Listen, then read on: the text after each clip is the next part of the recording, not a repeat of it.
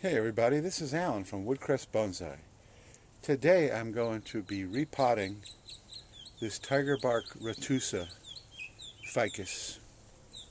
This was a seedling that has been growing in a seedling tray that used to have dwarf black olive seedlings. So the black olive seedlings have been removed and put into their own individual pots. And then I thought, well, let's see what this guy does. And so what it has done so far is it's produced a whole bunch of roots, aerial roots, and which is really kind of a cool effect. It also has escaped from the pot. So there's that root there that has escaped from the pot. And that root, get the tripod back down, is actually this root here. Okay, so you can see it goes, and it goes, and it goes, and it goes, and it goes, and it was actually rooted into the ground.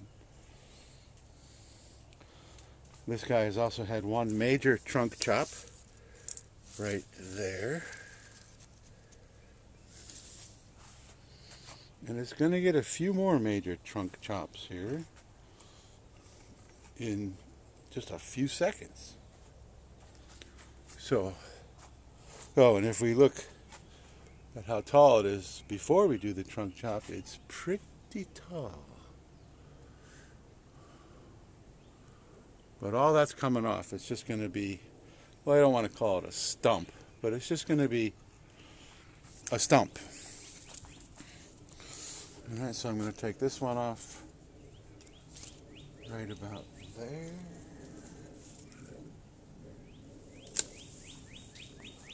I'm going to take this one off about here, and I'm going to take the back ones off about like that, trying to keep from getting the sap all over me. And then while I've got my concave cutters here, I guess I'll do the, oh, no, need the scissors.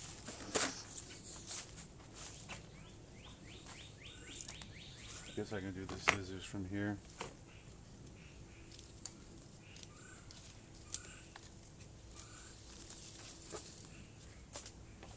And this guy here is going against the trunk, across the trunk, so he comes off. Oh, and look at all that happy white sap. Yeah, yeah, yeah. And I think I'm going to take this guy off too. I'm going to make an attempt to clean up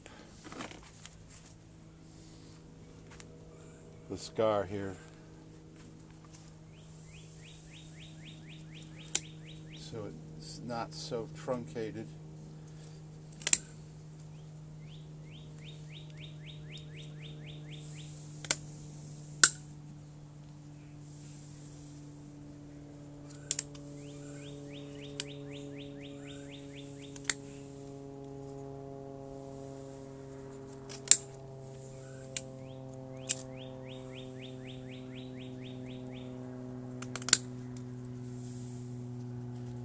Luckily Ficus has pretty soft wood, so okay, much better. I don't really think I even need this little stumpy thing right here. I don't like it. Of course, this is a tiger bark, called a tiger bark, because of the striations on the bark. And this is really classic striations. On some of them, well, this tree was being grown in very dense shade, only because I just stuck it back there. And with that one root that was going into the ground, it was getting a lot of energy from the ground, because the soil that it's in looks to me to be earthworm soil. And I'll show you what I mean shortly here. Oh, there's another one that was trying to escape.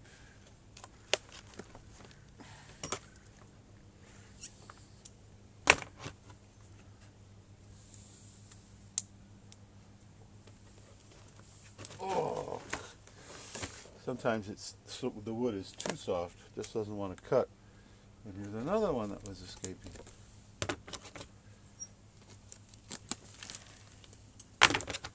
Okay, so here we go with why I think there's probably earthworms in here.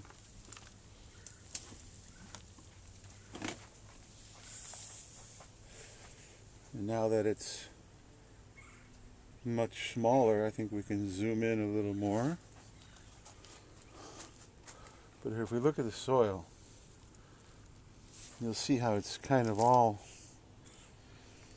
I don't know how you even say it, but it's worm poop is what it is. That's what it is. That's what worm poop looks like. Worm poop is fantastic in the garden in a bonsai pot. It's horrible. So, now I'm looking at this guy thinking maybe I need to take the whole thing down like that. Take this whole knob off. Because this is going to be my apex. I cut it like this so we can get something else out here.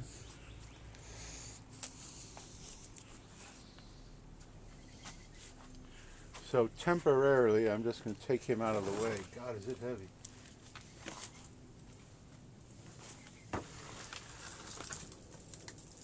And then I'm going to look at some pots. I guess I really need to just come back and just take him out of there. Take him out of the pot. Well, if you can call it a pot, take it out of the tray. Are we going to find an earthworm? I may be corrected.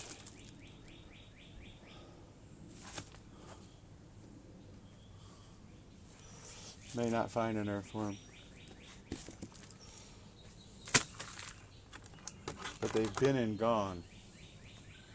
And and I forgot my root hook, so... Alright, here we go. And I want to accentuate all these roots. They're all pretty good. This one here could use to be pulled this way. And this one here is not entirely perfect, but I think they are small enough and supple enough where we can get them into position pretty well. So, there he is.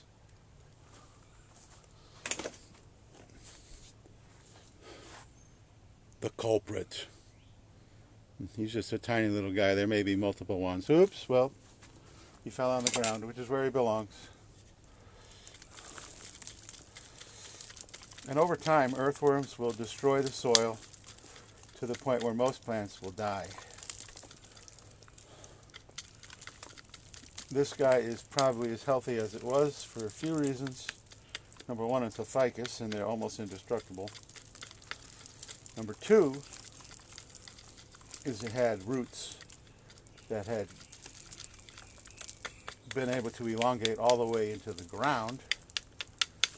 So the fact that this soil that it was growing in is absolutely horrid. I only see that one. But you know what I'm going to do? I think I'm going to go off camera and just rinse this guy off completely. Oh, no, there's another. He's trying to escape. There's another earthworm. Be free! So just two. Oh, nope, there's a number three. There's a third one.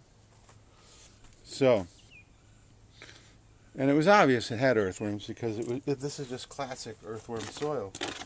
This is what they do to it. They turn it into mush. Okay, I don't see any more. What was that one? No, just a stick. Okay, so I'm just going to go rinse this whole thing off and then come back.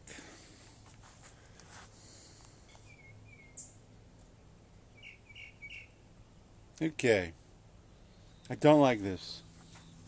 I don't like this knob. So I'm going to take it off. I'm going to shave it down to there. And I've got, these are actually called trunk splitters, but they'll do the job. And I think I'm going to spin the whole tree around so I can get at it a little better.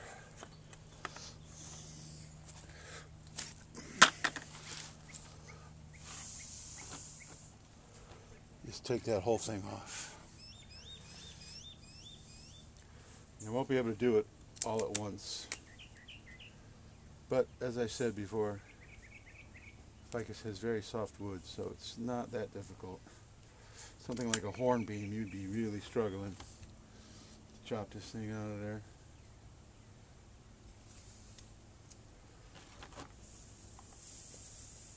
Of course, since I'm doing it from the back, I probably need to spin it around to make sure that I'm doing what I want. Oh yeah, much nicer, much nicer. In fact, I think that we can switch to the concave cutters. I wish I had a larger pair of concave cutters. These are the largest ones I've got.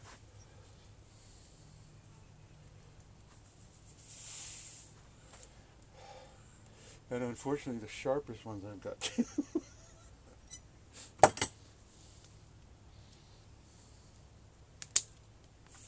Okay, there we go. That looks pretty good. Ficus are notorious for making a big bulb where they heal, but that's alright. So now, we've got a tree. And it has some weird roots. And in fact, it has some roots that are so weird. Like, let's take a look at this one right here. Okay, this root right here. It comes like this. Then it comes down. Then it comes around. And then it comes all the way to the front. And then it traverses the whole front. Look at this. When I pull on that, this is the same root. That's the same root. So if I pull that out of there, that root, that's that same root. Pretty wild. I love ficus.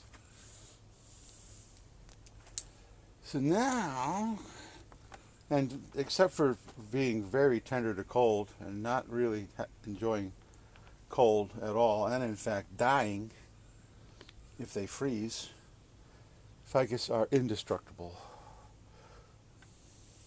I mean, not that you could leave this out all day and have it dry up. It probably still would recover, though. I mean, they're just so indestructible. You know, so a lot of trees, when you've got the roots exposed like this, you really want to have your pot picked out. You want to have your soil ready. You really want to make sure that you get that baby back in the soil and secure in the pot and water it in as quickly as possible. Ficus, not that big of a deal. So now when we're talking about pots, I've done my choosing. And the first one is this green oval. And before I go any further, let's just take some of this stuff off, because none of this stuff is really going to be part of the root ball. God, just doesn't want to cut.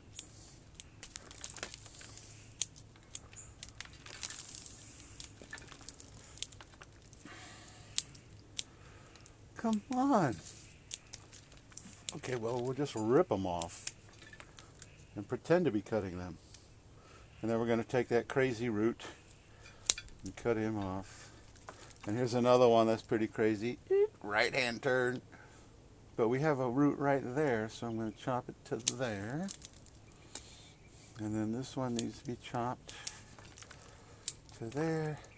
And unfortunately, it was right up against the edge of the old tray. And well, oh well. I think I may be able to like pull this guy out like that. So that will keep the straightness from being so, you see what I'm talking about? Just everything is so straight. If I pull that guy out like that, that will keep the straightness from being so obvious.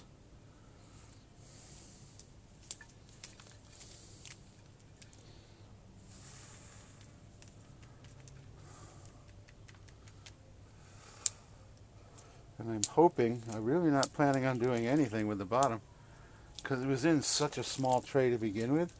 There really is, you know, the bottom is just the bottom. So if we stick it in there, that don't look too bad.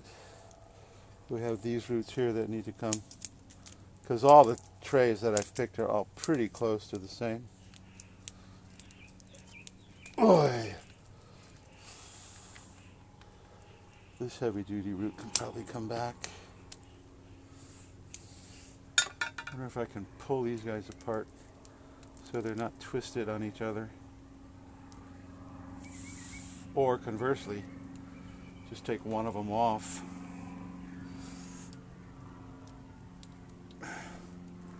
They seem to be intertwined. There we go. That wasn't bad. And I want this guy to be a little more like that. And I want this one here to be a little more like that. Oh, yeah. Okay.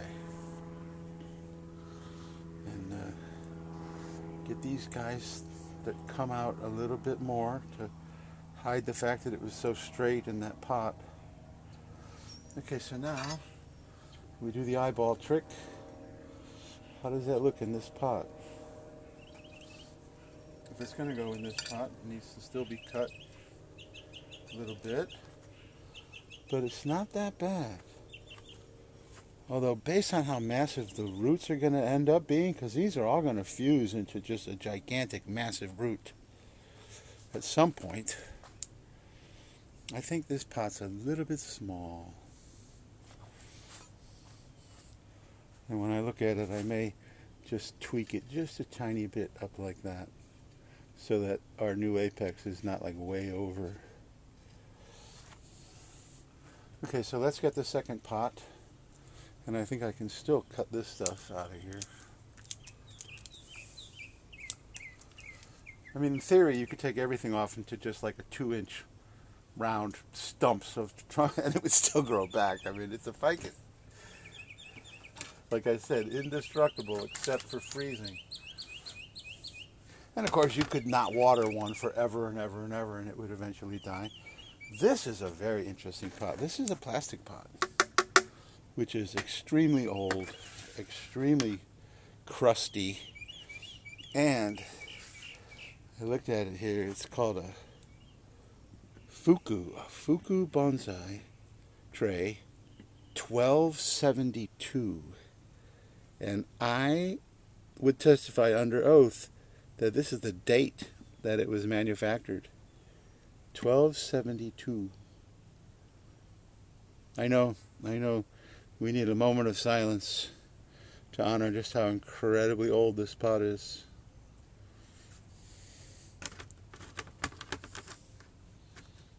These used to be very popular, but I don't think they even make them anymore. Okay, so if we put that guy in there like that, the roots fit perfectly. I don't need anything to really do anything with the rest of the roots. And actually, that looks pretty good. Once again, when I pot it, I'll give it a little bit up like that. And when I do that, I may have these two roots in the back, these two roots here, maybe too high, and they won't go into the soil, and I hate having exposed roots with stumps like that. So they may either come off completely or try to push them down into the soil. And of course, these are parallel roots, just like parallel branches. You probably don't want both of them. Now we can come to that. Okay, I think I like this pot. But we do have one more choice.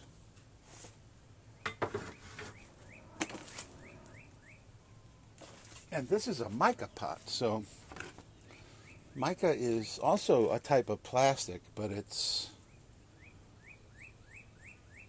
mixed with mica. You know, you ever hear of formica? So mica is a mineral that's very, what would you call it? It's flat plains of minerals. So they made these mica pots in Korea, made in Korea. And this one says GRA 15, which I think is how long this thing is. And now this one is shallower, but also longer. So how does that look? And of course, I brought pots that all three would probably work. You know, like you notice that I didn't try to decide whether it was going to go into this pot. Or better yet, this pot here. It's probably not going to fit in this pot. I know, I'm being silly. Welcome to Woodcrest Bonsai. Okay. So I think I'm going with the middle one. The plastic pot that was extruded out of the mold in 1972. I just like it. I think that's a nice. And if you watch my channel with any frequency at all, then you know that I'm not married to a pot.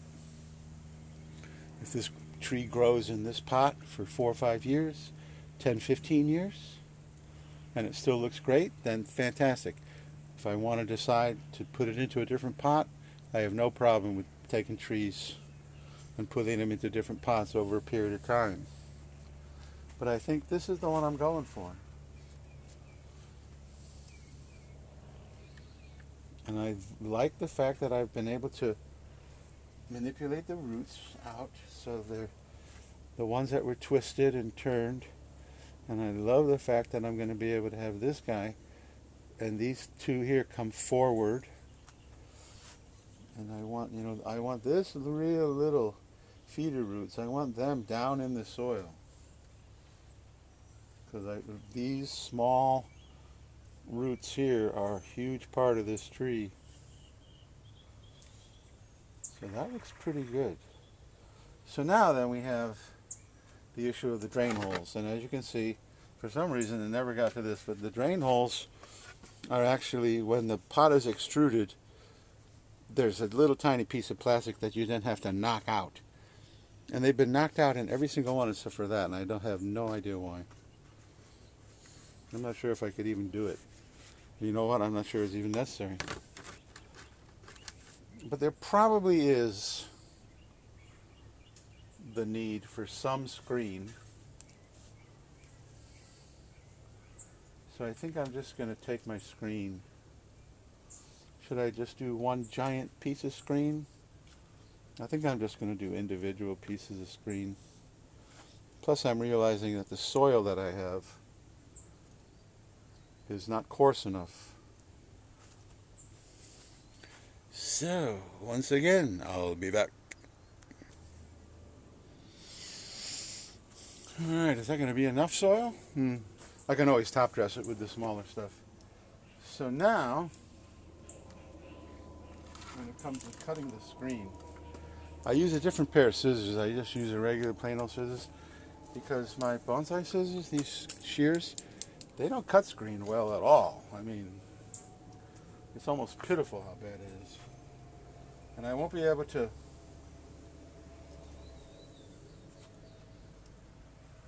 angle the pot up to show you the screen in there because it'll all just fall off. So I'm just placing the screen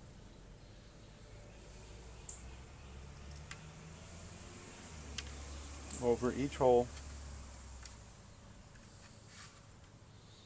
And remember, it's a ficus. It's gonna grow out of those holes just the same way it grew out of the holes in the tray it was in.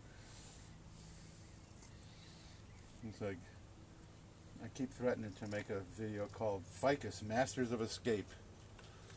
And of course that one root on this guy that had already hit the ground is a perfect example. Left to their own devices, they will find a way to get to the ground.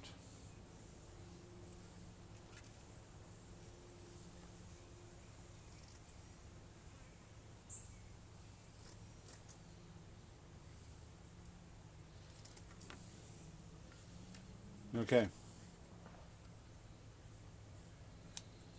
And I really honestly think that I want this guy flat on the soil, on the bed of the pot. And then when I begin to fill it, boy, I really love the way these roots came. Just pretty much naturally.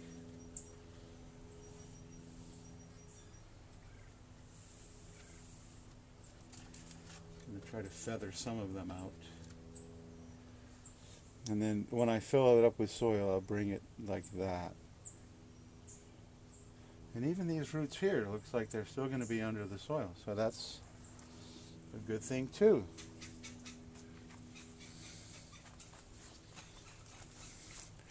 And convention says that the trunk should be about 1/3 of the way. So I think that's probably pretty good. We have 1/3 and 1/3, and it's a little bit close to the center. But actually it's probably following the golden mean, which is 1 to 1.6, which puts the trunk a little closer to the center. Just a minimal amount, but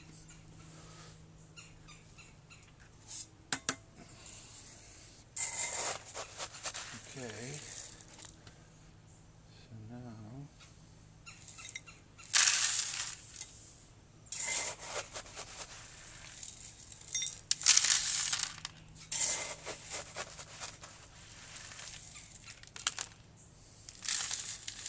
it's a far cry from the earthworm soil that was growing in. Is that a root? I think it is. I have to snip it.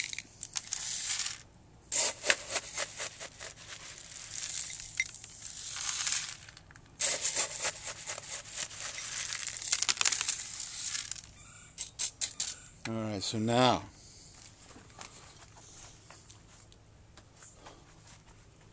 let's just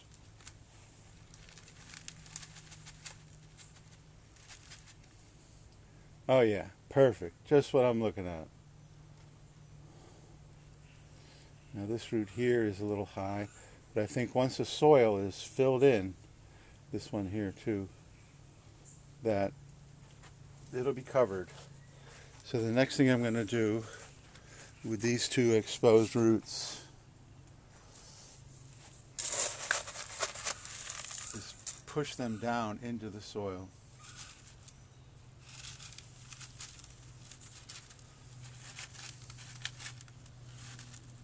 And then hold them there, and then add extra soil on top. That works pretty good. Okay. So did that change the angle of the guy? Possibly. Just do it again.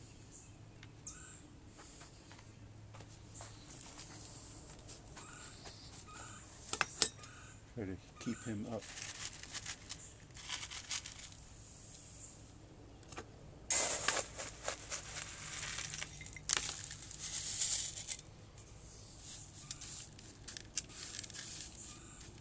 So now ficus are very interesting little creatures,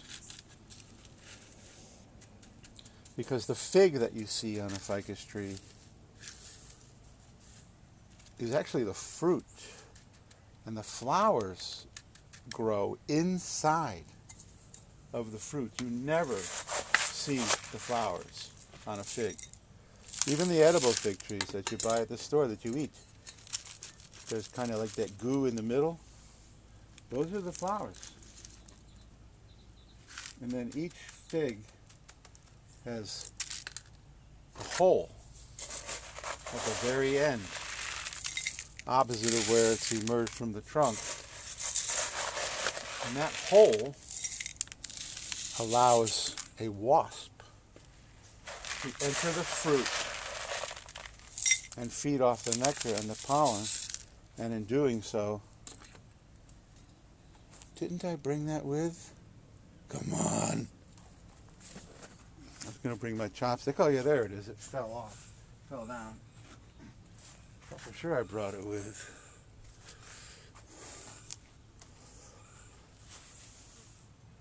Because this guy has so much air space. I'm going to give the soil and settle the soil down. Yeah, if you watch my channel any length of time, you know that a lot of times I don't even bother. Especially if I've created a root ball that's still intact, which is a lot of times the case. Uh-oh, I'm using the wrong scissors. Although they probably work better than my shears.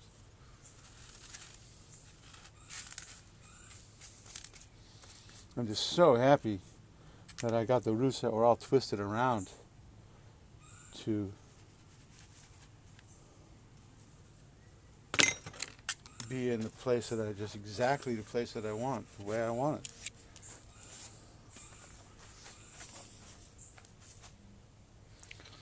Alright, so we just do the dump. Oh no, no more. Well, not in that bucket.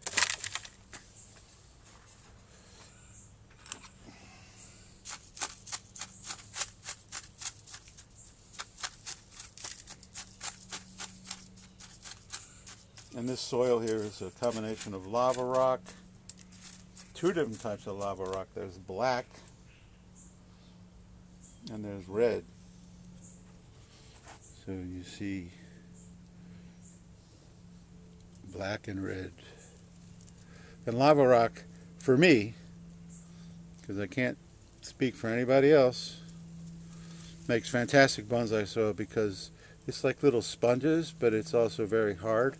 So water can percolate through there and feed the roots. So, but it also drains really well. So lava rock is great stuff for my very, very tropical climate.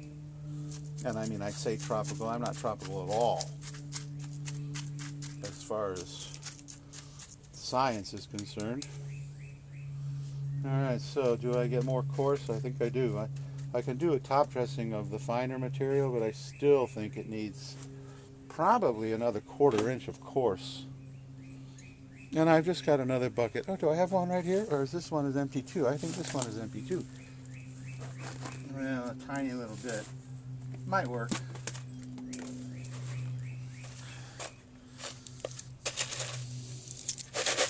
It's basically the same stuff. But since I am what I would call a small batch sifter, my soil can change. Oh, look at all those fines in there. Oops! My soil can change considerably from one batch to the next. A little bit more pine bark, a little bit more lava rock, a little bit. And I do sometimes use some pine bark, some organic material. Like there's some leaves in here. A little bit more pumice, a little less pumice, little. I also use Chattahoochee rock, which is just these little rocks. And they're just rocks. And they're like little bowling balls. They don't hold any water. Super, super well drained. And for most of the year, I probably don't need a soil that drains this incredibly quickly.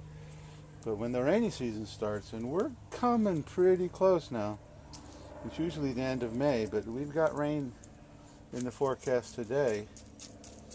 And I absolutely know it is going to rain. And do you know why I know? Because the frogs are chirping. Obviously, frogs can only reproduce when there's a regular supply of water. So the tadpoles, you know, if a frog puts eggs into a body of water that's going to dry up before the tadpoles can mature, that's not good for survival. And the frogs have been chirping for the first time all year long over the past couple of days, so they know.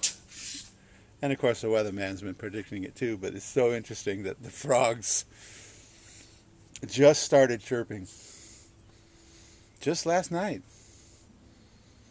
No, it was the night before. 2 nights. They've been doing it 2 nights. So let's go get more soil. How interesting. The old soil in this thing is almost all Chattahoochee and black lava. So I just added a handful of red lava. And then I'm going to mix it up with my fingers. Won't be able to do that in front of you, but you get the idea. Okay.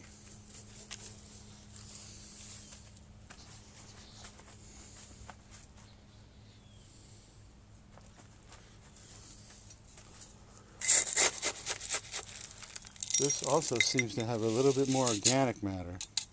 See how different that is? So once again, that's just from small batch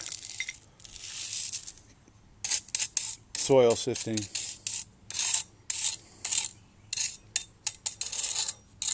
I much prefer to sift my own. Because you can buy commercially sifted soil, but it's expensive. And I mean, I'm too cheap to even throw away my wire, so you really expect me to buy commercially produced bonsai soil?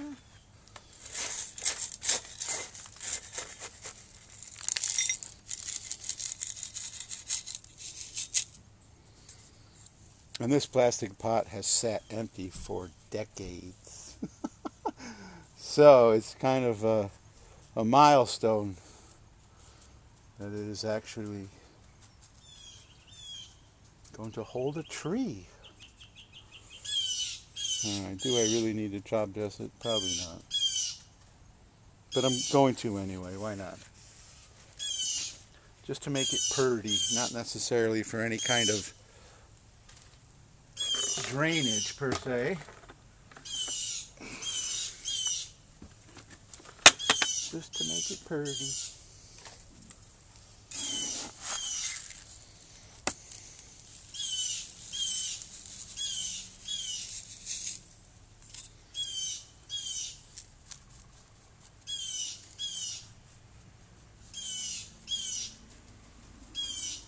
And I don't know if you noticed, but there was no moss on this tree at all in the training tray. I think part of that has to do with the earthworms constantly eating the soil. And then the other part was that it was in very deep shade. Of course, moss grows in shade, but had no moss whatsoever. However, when I finally decided to feature this guy and finally take him out of there where he was, immediately I could see that it had been invaded by earthworms. The soil that they make is just classic.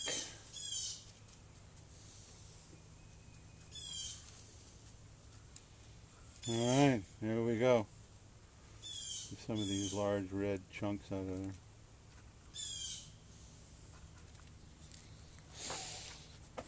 there. Alright. I think I'm happy with that. So aftercare for this guy is water him in real well. Not that it really needs it. It's a ficus. They're indestructible. Did I say that already?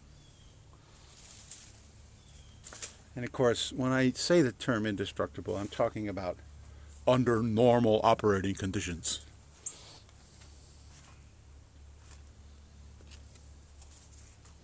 I mean, you could probably run this over with your car and all you do is to change the design. And now, if I want something to come out here and turn it into a, giant canopy. I want this tree to be at least this far out. Can you even see my hand? No. And at least as far out on the other side. Because that's how ficus grow. And I'm not sure whether I'll make it a banyan or just keep these aerial roots. These will all fuse in the trunk and just be absolutely massive. And that may be something I want to accentuate versus turning it into a banyan. And that's all for the future, because that's going to take a couple of years. However, since we're already in May, and like I said, the frogs are chirping, so the rainy season is coming. This guy is going to go crazy. Fresh soil, no more earthworms. And yes, the one root that was feeding it from the ground is gone, but that's really pretty minor. And the reason it's minor is because I took off so much of the top. So the roots that are left are going to be able to feed this top no problem. So there we go. fairly lengthy video on repotting of tiger bark Ficus retusa. And this is definitely one of those where this is day one. But if you're curious, is this thing going to grow? What's it going to look like in a year, 2 years, 5 years? Please subscribe and hit the notification bell if you haven't already. And I want to tell you how much I appreciate the subscribers that I've got. And if you're, if you'd like to leave a comment, that's fantastic. If you like this video, please give me a thumbs up. All that stuff helps YouTube to send me to more and more people. And I appreciate everyone that watches my videos. So thank you so much for watching Woodcrest Bonsai.